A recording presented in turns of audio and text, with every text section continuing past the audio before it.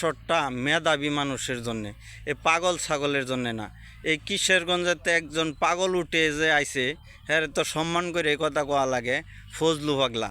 কারণ হইল সে যে বক্তব্য দেয়, এর যদি ক্ষমতা না থাকে, আমার মনে হয় আরে পাবলিকে উল্টা বা টাইনে ছেড়ছায়া সাল চামড়া তুলে রাখবো। কারণ হইলো 95% মুসলমান দেশে মন্দির তৈরি করার প্রকাশ্যে সে ঘোষণা দিছে।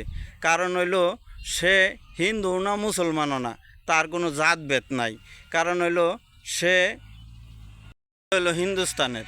কারণ হলো সে যদি কয় 1200 খ্রিস্টাব্দে এটা হিন্দুগর দেশ আছিন, আমিও তো কই পাই 1970 সনে পাকিস্তানের দেশ আছিন। পাকিস্তানে তোর জন্ম, তাহলে তুই পাকিস্তান যা। এই মুক্তিযোদ্ধারা তো সম্মান করে এই কথা কখন লাগে, কারণ ভারতের মুক্তিযোদ্ধা। তার যদি 1200 খ্রিস্টাব্দে যদি হিন্দুগর দেশ হয়ে থাকে, তাহলে তো আমি আবারও বলতে পারি যে 1970 সনে পাকিস্তানের দেশ আছেন। তাহলে তোর জন্ম তো পুরা পাকিস্তানের, তাহলে তুই রাজাকার করস, তাহলে তুই তো বড় রাজাকার।